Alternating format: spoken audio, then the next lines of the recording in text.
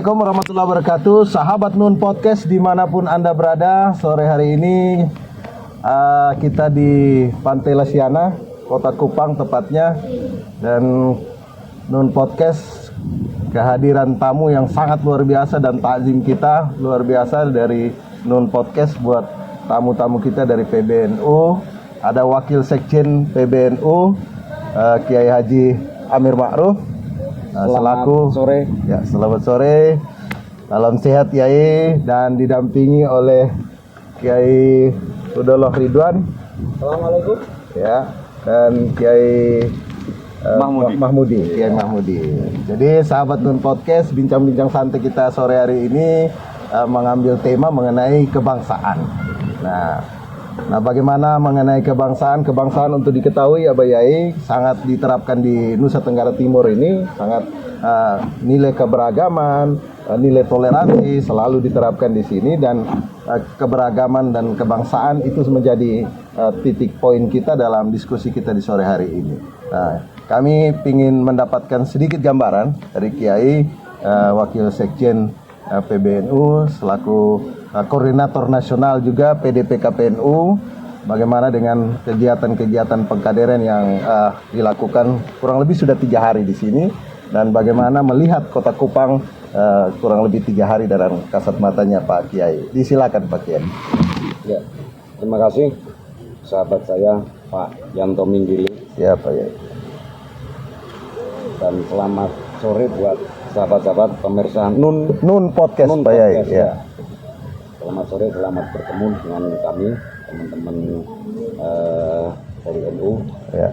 Gelandangan Nasional. Ini mohon maaf ini punya dari NU, dari PBNU, tapi kita memang lagi sudah free ini habis kegiatan, sudah lepas dinas ini. Ya. Fresh ya. Sambil jalan-jalan di pantai apa namanya ini? Lasiana Pak Yai. Pantai Lasiana ya, Pantai Lasiana Kupang ya. Kupang. Ya. NTT ini pintar sekali nih Mas Minggili memanfaatkan waktu-waktu luang ini. Jadi kita sambil ngobrol santai di pantai ini. Ya, terkait dengan yang disampaikan oleh Pak Minggili tadi tentang kebangsaan, saya kira sejak awal berdirinya NU memang inisiatifnya atau niatnya adalah niat menata bangsa. Menata bangsa sih.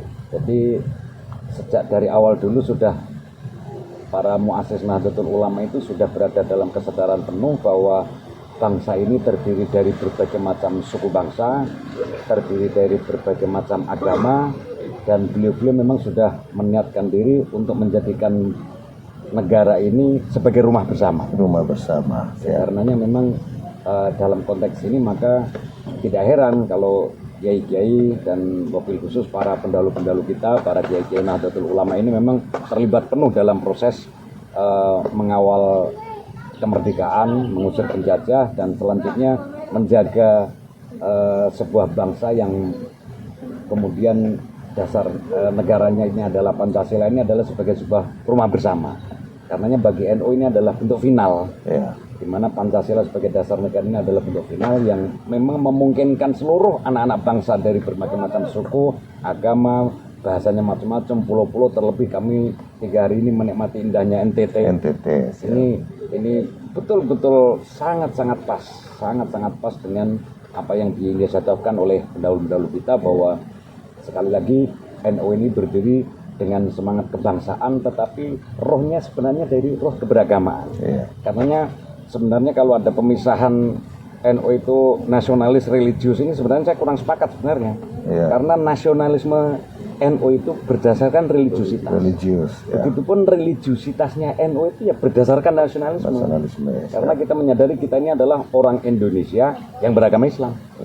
Kita ini orang NTT yang beragama Islam. Kita ini orang Makassar yang beragama Islam. Kita ini orang Jawa yang beragama Islam.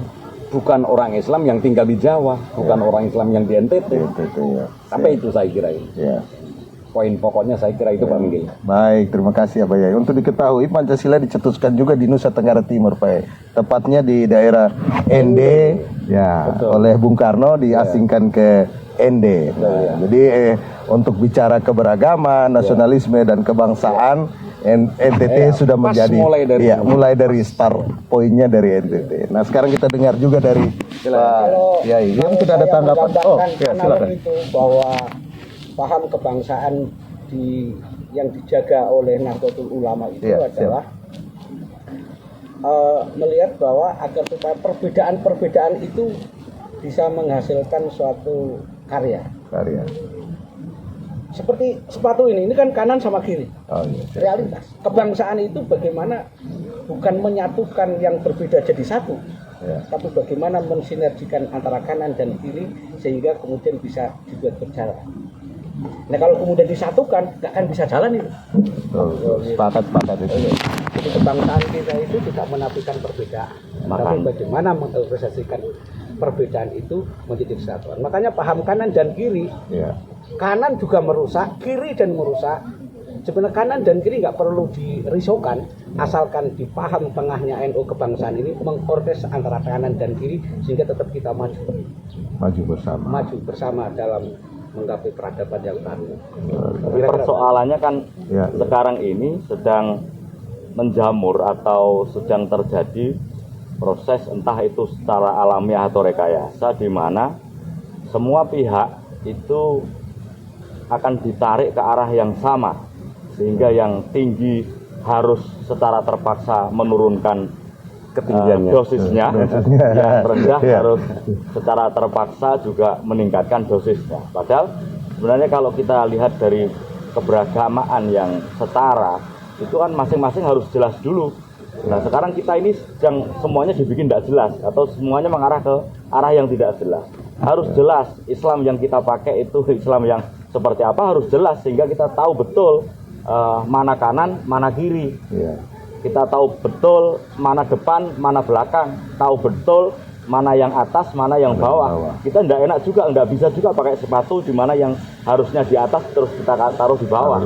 Yang kanan kemudian kita taruh di kiri juga tidak enak kan? Makanya harus jelas ini masing-masing. Makanya masing-masing harus berusaha untuk menguatkan diri. Nah, apa yang kita lakukan di silaturahmi ke teman-teman saudara-saudara kita Muslim NU di NTT ini adalah dalam rangka menguatkan dan menegaskan diri kita gitu. Sehingga yang lain juga harus melakukan hal yang sama sehingga tidak ada yang kemudian ketika satu berusaha untuk menguatkan diri yang lain merasa tereliminasi. Tidak seperti itu, tapi mari kita sama-sama saling menguatkan diri dengan saling menguatkan diri masing-masing sehingga antara kiri dan kanan ini bisa jalan seirama, tidak pincang gitu. Jadi equilibrium atau apa istilahnya kesetaraan, keseimbangan yang kita ciptakan harus dengan kesadaran saling bersama-sama untuk saling menguat, untuk pertama-tama menguatkan masing-masing, kemudian bagaimana menguatkan masing-masing itu dalam kebutuhan bersama berbangsa dan bernegara ini saling menguatkan. Saling menguatkan. Baik, itu kata kuncinya. Bahwa intinya penguatan paham kebangsaan itu bukan pada titik, bukan sisi kulitnya saja, administrasinya. Penguatan kebangsaan adalah penguatan terhadap jati dirinya masing-masing. Jati diri. Dan itu nanti akan menjadi titik temu untuk titik temu komunikasi antar berbagai entitas yang berbeda. Jujur menampakkan silakan. Jati diri. Jujur menampakkan jati diri. Jadi jangan ada kamuflase lagi. Jadi kebangsaan itu bukan gerakan pura-pura. Nggak ada yang namanya sandiwara. Masing-masing harus menampakkan jati dirinya masing-masing. Abang yang NTT tidak perlu menjadi seperti kami di Jawa. Saya Jawa juga tidak perlu menjadi NTT kan. Dengan identitas diri masing-masing, tapi kita tidak dalam rangka untuk menjaga kestabilan karena memang dunia ini diciptakan oleh Tuhan secara stabil, kemudian kita dikasih tugas oleh Tuhan untuk menjaga kestabilitas di alam dunia ini yang harus kita perjelas gitu. Identitas kita memang harus jelas. Tidak ada yang salah dengan memperjelas identitas itu, tapi persoalannya bagaimana agar tidak tertarik pada nafsu untuk menguasai atau usaha untuk mengeliminasi identitas yang lain gitu. Kita boleh merasa benar, tapi jangan sampai kemudian merasa paling benar. Nah, itu yang tidak benar kan? Betul. Maka ketika kita tertarik untuk merasa paling benar, ya itu yang tidak benar. Ketika kita merasa bahwa kita yang paling kuat, itulah yang tidak kuat. Jadi baik, sahabat Nun Podcast, ada agenda satu juga Pak Yai. Mungkin kita juga perlu mendapatkan semacam input masukan dari Pak Yai mereka kaitan dengan kegiatan PDPKPNU sebagai koordinator instruktur nasional yang sudah hadir kurang lebih 3 hari bersama peserta yang hadir itu kurang lebih 112 peserta yang aktif mengikuti kegiatan, dan tadi malam alhamdulillah sudah dibayar. Nah, kira-kira respon dari Pak Kiai melihat kondisi forum dan sampai dengan tadi malam pada saat selesai closingnya itu seperti apa? Antusias peserta dan lain-lain, girohnya peserta seperti apa? Disilakan Pak Yai selaku koordinator instruktur nasional PDPKPNU. Tentu kami sebagai pihak yang memang diberi tugas untuk mengelola kaderisasi semalam 3 hari yang lalu itu, kami merasa sangat bergembira lah, surprise buat kami saya kira. Nomor 1, peserta yang berasal dari pulau-pulau besar, dari itu pulau besar Flores, Sumbawa, Timor Sumba, ya, ada semuanya, bahkan ada yang dalam perjalanannya sampai yang jalan darat 8-9 jam ada, yang jalan laut bahkan sebelum hari 2 hari sebelumnya sudah nyampe. Ini buat saya menjelaskan kepada kita semuanya bahwa NU ini memang dibutuhkan di mana-mana. Kata kalaulah mau disebut Flores atau NTT ini adalah dalam pengkategorian penilaian kinerja di PBNU ini klasifikasi C. Tapi melihat semangat dan girohnya itu luar biasa, pesertanya juga banyak, bahkan juga sampai tuntas, sampai selesai. Dan harapan kami ya ini tadi, dengan dilaksanakannya kaderisasi kemarin itu akan mempertegas jati diri tadi. Jati diri ya. Arahnya kan ke sana itu, mempertegas jati diri. Ini loh NUNTT. NUNTT itu begini, sama tentang kebangsaan kita tadi. Kalau tadi Pak Mahmudi menyampaikan ini NTT nggak perlu kayak Jawa, sama ini NUNTT. Ini NUNTT yang perlu dikembangkan ala demografi NTT. Saya kira menarik, dan harapan kami ya sekali lagi itu akan mempertegas jati diri NUNTT. Jati diri NUNTT. Kata kuncinya itu ya. Jadi kita punya kultur budaya, kita nggak bisa kami orang NTT nggak bisa menjadi orang Jawa, begitupun sebaliknya. Jadi kita masing-masing punya jati diri. Luar biasa. Kan agama ini kan dibawa ke Wali Songo itu kan dengan tidak merubah adat istiadatnya. Adat istiadatnya, bungkusnya tetap ada, tetapi kontennya, isinya lah itulah baru yang dikelola oleh para Wali Songo. Sehingga agama dan budaya setempat itu sepanjang ini tidak menyentuh ke ranah tauhid, saya kira aman-aman saja dan bagus sebagai sarana pengembangannya itu memang dengan unsur budaya. Unsur budaya. Baik. Mungkin ada tambahan Pak Yai? Ada satu kata yang saya tangkap dalam PKPNU kemarin, yaitu kata sahdu. Jadi kalau kemarin dari kader-kader NU dari berbagai pulau yang tidak pernah ketemu, mereka mengamalkan tradisi NU, merasa sendirian. Tengok kanan, tengok kiri, nggak ada teman. Itu bagaikan anak yang tidak pernah ketemu sama orang tuanya. Sendirian. Ketika bertemu itu seperti cabang ketemu sama pokoknya. Seorang anak ketemu sama, bertahun-tahun ketemu sama keluarganya. Membentuk kesahduan yang luar biasa. Karena ketika ketemu itu dibangun jati diri yang sama, cara pandang yang sama, terus kemudian cara memberikan perspektif perbedaan-perbedaan yang selama ini dipandang secara parsial, dipandang dengan kacamata yang sama, merasa ada kesahduan, kebersamaan, seperti kerinduan orang tua anak yang selama ini tidak pernah bertemu sama orang tuanya, ketemu, keluarga saya besar. Dan ini merupakan satu kekuatan dan energi yang luar biasa. Saya optimis bahwa NU ke depan di NTT ini akan semakin kuat dan paham kebangsaan, harmonis di NTT ini akan semakin kira-kira begitu. Mungkin dari Pak Yai. Kita ini kan sebagai bangsa dibangun secara gotong royong. Jadi sebagai bangsa dibangun secara gotong royong.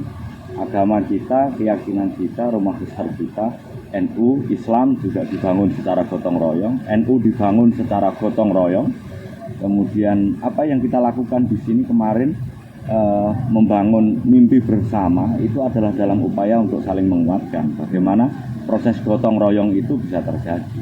Organisasi manapun, kemudian kelompok manapun itu tidak mungkin bisa dilakukan atau diselenggarakan oleh seorang, kecuali itu perusahaan ya, perusahaan yang semuanya berbasis modal kapital ya, berbasis duit gitu. Tapi kalau gerakan-gerakan sosial yang mengutamakan kesadaran ini tidak mungkin bisa dibangun secara pribadi, harus dilakukan secara gotong royong. Kalau menghentikan bisa, tapi kalau untuk menyelenggarakan tidak mungkin bisa. Indonesia ini sebagai bangsa bisa dihentikan, bisa dirusak hanya oleh seorang, siapa? Presiden misalnya, bisa. Tapi untuk membangun, tidak mungkin presiden itu mampu membangun sendiri. Harus melibatkan semuanya. Kenapa harus ada perangkat pemerintahan sampai di tingkat desa? Karena orientasinya membangun, bukan merusak. Kalau merusak sendirian aja bisa, gitu. Kalau menghentikan sendirian aja bisa. Tapi karena kita kepengen menjalankan upaya untuk menuju ke arah yang lebih baik, kemudian melibatkan lebih banyak orang karena supaya mengajak lebih banyak orang untuk saling bergotong royong, maka apa yang terjadi kemarin dengan bertemunya dari banyak pihak, dari PCNU atau dari kabupaten-kabupaten bertemu bersatu untuk membangun mimpi bareng, membangun kesepahaman bersama. Ini memang harus sering-sering kita lakukan supaya kita sampai kita dengan kawan itu bisa bergerak hanya dengan kedipan mata, bisa memahami sampai hanya dengan kedipan mata. Jadi nggak perlu bicara, kedipan mata aja sudah cukup untuk memahami. Nah kalau sudah seperti itu kita akan mendapatkan istilahnya pusaran atau garis edarnya masing-masing, tapi dalam kerangka besar seperti alam. Kita tahu juga bumi ini punya garis edar punya garis edarnya sendiri. Matahari punya garis edarnya sendiri. Kemudian planet itu masing-masing punya garis edarnya sendiri. Toh mereka tidak saling bertabrakan, tapi saling menguatkan untuk menuju kepada keseimbangan. Nah, ini yang harus kita pahami bersama. Maka pertemuan-pertemuan untuk mempertemukan beberapa banyak pihak itu upaya-upaya untuk mempertemukan banyak pihak, membangun kesepahaman, ini yang selalu harus kita lakukan. Saya kira begitu. Baik. Dan yang muncul kan dari kesatuan yang disampaikan Gus Ito itu kan begitu semuanya ngumpul, yang awalnya mereka merasa sendiri, merasa berjuang sendiri, mereka kan merasa besar ternyata. Ada banyak teman. Ternyata saya tidak sendiri ya. Saya tidak sendiri. Merasa banyak teman, kemudian muncul optimisme kan? Muncul optimisme dan ada keinginan untuk keren. Ada keinginan untuk keren dan ada kesadaran baru, keren itu hak segala bangsa. Keren itu hak segala bangsa, itu kata kuncinya. Kata kunci keren itu hak segala bangsa. Masuk keren dalam hal BNU. Baik. Paling tidak kita memberikan kesan kepada semua orang bahwa kita punya optimisme, dan optimisme ini akan membangun keyakinan diri ya. Membangun keyakinan diri, karena dari masing-masing individu yang berkeyakinan, kemudian berkemauan yang sama, bermimpi yang sama, memiliki pemahaman yang sama, otomatis ini akan semakin menguatkan energi positif yang dibangun akan semakin besar. Ini penting. Ya, jadi kata kuncinya kolaborasi. Sehingga harapan Indonesia ini akan menjadi negara yang maju, itu semakin optimis, semakin terbuka karena optimismenya. Oleh karena itu semoga ini bisa menjadi virus yang terus berkembang biak dan beranak. Tidak hanya untuk NU dan Islam, tapi untuk dunia. Dan kita memulainya dari NU. Karena NU ini ya separuh lebih penduduk Nusantara itu NU. Nah, karenanya ya dengan kita ngurusi NU itu sebenarnya juga sudah ngurusi negara kita ini. Ya itu wajar, karena kita orang NU ya kita mulai dari NU. Mulai dari NU, betul. Maka dari orang-orang yang non NU, ya silakan ayo kita mulai dari diri masing-masing. Kita untuk menuju titik bersama Indonesia dan dunia yang lebih sama. Baik, luar biasa. Jadi saya kira ya jauh-jauh seperti ini ya, sebagaimana yang selalu disampaikan oleh Ketua Umum, kita ini dalam rangka membangun koherensi kan. Koherensi, jadi kesatuan langkah dari pusat sana sampai ujung ranting di Larantuka di Malaka sana, perbatasan timur ini. Kita di perbatasan timur ini kita ini. Sebentar lagi kita jalan sedikit sudah pakai paspor. Pakai paspor. Pakai paspor kita ini. Pakai spot ya. Kalau pakai spot di jalan. Jadi kita pakai paspor. Ini berbatasan langsung dengan Timor Leste dan berbatasan langsung juga dengan Australia. Belakang kita mana ini? Ini laut timur ini Pak ya. Belakang Jadi berarti Samudra India. Samudra India. Ini juga bisa Australia. Kita ketemu Australia. Kita mampir dulu ke Australia. Australia. Nah, ini yang cocok ini pertemuan di antara berbagai benua kan. Benua, ya. Baik, sahabat Nun Podcast, luar biasa perjumpaan kita sore hari ini dan banyak kata kunci yang bisa kita petik dan benang merah yang kita ambil dalam hal mengembangkan organisasi. Intinya ada kolaborasi dan itu butuh kerja keras dari kita semua. 3 kata kunci yang saya bisa ambil dan petik di diskusi sore hari ini. Yang pertama, open mind. Kita membuka pemikiran kita, mindset kita dibuka. Bagaimana mengembangkan organisasi sesuai dengan kultur budaya kita masing-masing. Kita tidak bisa menjadi tadi sesuai apa yang disampaikan oleh Kiai Mahmudi tadi, bahwasanya kita tidak bisa menjadi orang Jawa, tetapi kita tetap dengan kultur budaya kita. NTT misalkan, NTT itu izin Pak Kiai, Nusa Terindah Toleransi. Di sini terbangun. Ya, jadi Nusa Terindah Toleransi.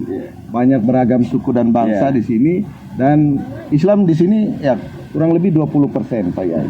Tetapi kita giroh, kita semangat, kita tetap berjuang bersama, bergerak bersama. Nah itulah kolaborasi tadi Pak Kiai. Dan saya tambah lagi. Ya silakan Pak. Kunci kolaborasi adalah kejujuran pada diri sendiri. Kejujuran pada diri sendiri. Bukan ingin menguasai, ya, tapi kejujuran pada diri sendiri. Jadi, kalau kita menguasai kan menyatukan, nggak bisa jalan. Nggak bisa jalan. Ya, kanan jalan sendiri, kiri jalan sendiri. Jadi baik, open mind, ada open heart, membuka hati. Jadi kita perlu membuka hati. Lalu yang terakhir adalah open will. Kita punya tekad. Bagaimana NU di Nusa Tenggara Timur ini berkembang lebih maju dan bergerak bersama untuk membangun organisasi ini dengan haluan Ahlussunnah wal Jamaah. Saya rasa demikian pertemuan sore kita sore hari ini. Saya tutup dengan pantun Pak Kiai. Kota Kupang, kota kasih. Satu lagi, silakan pantun. Ya. Bahwa kolaborasi siap. tanpa jati diri adalah korban situasi. Korban situasi, ngeri ya. Kolaborasi tanpa jati diri adalah korban situasi. Kayaknya pernah jadi korban. Baik, sangat luar biasa. Semakin bijaksana. Kayaknya menderita. Luar biasa. Oke, pantun. Ya, Kota Kupang, kota kasih. Cukup sekian dan terima kasih. Jangan lupa like, comment, and subscribe Pak Yai. Mari kita sama-sama. Kita tos dari Kupang. Jangan lupa like, comment, and subscribe di Nun Podcast, channel Nun Podcast. Dari Kupang. Tos dari Kupang. Siapa kita? Siapa kita? NU. Siapa kita? NU. Siapa kita? NU. NKRI harga mati. Pancasila jaya. Kolaborasi tanpa jati diri